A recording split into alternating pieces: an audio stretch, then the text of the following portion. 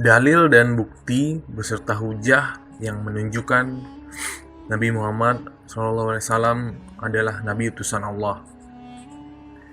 Salah satunya dalam surat Ali Imran ayat 44. Allah berfirman, yang demikian itu adalah sebagian dari berita-berita gaib yang kami wahyukan kepada kamu, ya Muhammad. Padahal kamu tidak hadir bersama mereka ketika mereka melemparkan anak-anak panah mereka untuk mengundi siapa di antara mereka yang akan memelihara Maryam, dan kamu tidak hadir di situ ketika mereka bersengketa. Di dalamnya Allah berfirman bahwa menentukan kamu Muhammad tidak ada di situ ketika mereka memperebutkan hak untuk mengasuh Maryam, anaknya Imran. Dan Allah menceritakan kisah Nabi sebelum Rasulullah kepada Rasul. Ibu Maryam telah bernazar, kelak jika anak dalam kandungannya lahir laki-laki, maka dia akan memberikan kepada Allah, mengkhidmatnya dalam rumah ibadah, mengabdi kepada Allah. Ternyata anak yang lahir adalah perempuan dan dinamai Maryam. Maka dibawanyalah Maryam kepada Nabi Zakaria, yang ketika itu sedang berkumpul bersama sahabat-sahabatnya. Dalam tafsir Ibnu Katsir, Maryam dibawa keluar dari kemah dan dibawa ke Bani Kahim, salah satu keturunan dari Nabi Harun, saudaranya Nabi Musa. Saat itu mereka sedang mengecat dinding Baitul Maqdis. Kebetulan wajahnya mengarah ke arah Ka'bah di Mekah. Ibu Maryam berkata, sesungguhnya anak ini adalah anak Nazi'ah. Aku bernazar ketika dia dalam kandungan untuk mengkhidmatnya di rumah Allah. Aku tidak akan pulang sampai salah satu dari kalian mengambil tanggung jawab terhadap bayi ini. Ini adalah anak imam kita, kata sahabat-sahabat Nabi Zakaria. Kebetulan ayahnya Maryam, yaitu Imran, adalah salah satu dari imam masjid selain Nabi Zakaria. Zakaria berkata, sesungguhnya saudara ibu anak ini adalah istriku.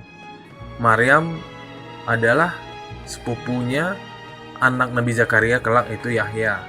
Nabi Isa adalah ayah sepupu dari Nabi Yahya.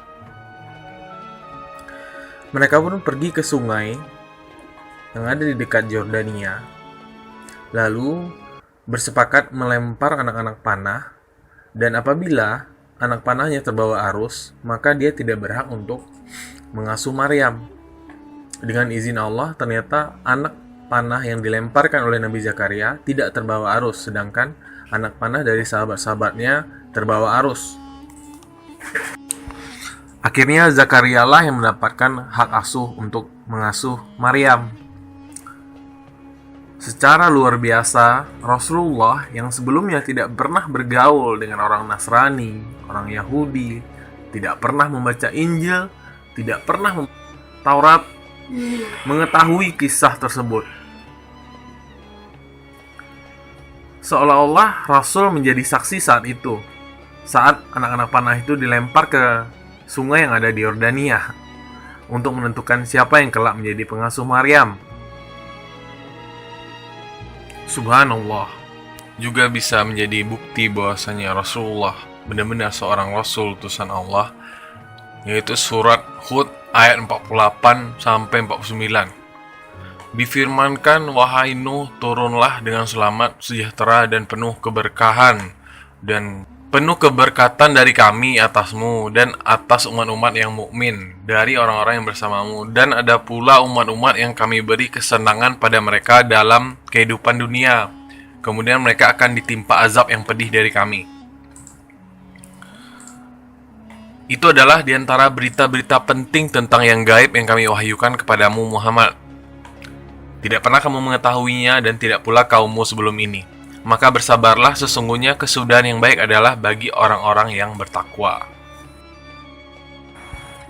Itulah kisah Nabi Nuh dan umatnya.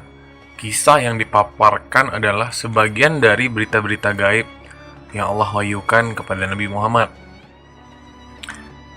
Allah menyatakan bahwa tidak pernah engkau Muhammad sebelumnya mengetahui informasi tentang kisah ini, dan tidak pula kaummu mengetahui kisah ini sebelum Al-Quran menginformasikannya. Karena itu maka bersabarlah dalam menyampaikan tuntunan Al-Quran, dan tabahlah dalam menghadapi gangguan kaummu, sebagaimana Nabi Nuh bersabar. Sungguh kesudahan yang baik adalah bagi orang yang bertakwa. Kebaikan dan kesabaran akan membuahkan kemenangan dan pahala.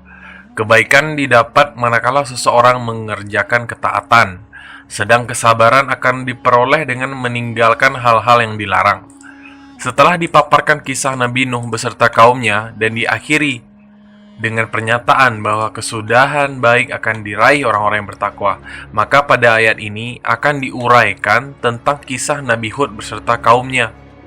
Sebagaimana firman Allah, dan kami mewahyukan kepadamu, wahai Nabi Muhammad, bahwa kepada kaum Ad kami utus saudara mereka seketurunan, yaitu Nabi Hud.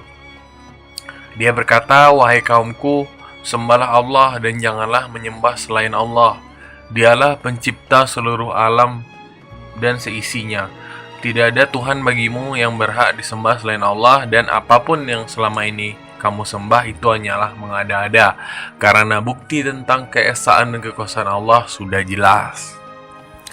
Juga di dalam surat Hud ayat 100, Allah berfirman, itu adalah sebagian dari berita-berita negeri yang telah dibinasakan, yang kami ceritakan kepadamu Muhammad. Di antara negeri-negeri itu ada yang masih mendapat bekas-bekasnya, dan ada pula yang telah musnah. Setelah diuraikan beberapa kisah para nabi beserta kaumnya yang ingkar terhadap risalah yang dibawa para nabi dan akibat pengingkaran mereka, ayat berikut ini menegaskan tujuan dipaparkannya kisah-kisah tersebut. Itulah beberapa berita tentang negeri-negeri yang telah kami binasakan penduduknya akibat kekufuran mereka, yang kami ceritakan kepadamu, wahai Rasul Nabi Muhammad, agar engkau sampaikan kepada umatmu sebagai pelajaran bagi mereka. Di antara negeri-negeri itu, sebagian masih ada bekas-bekas peninggalannya yang tersisa, dan ada pula yang telah musnah hingga tidak ada bekasnya sama sekali.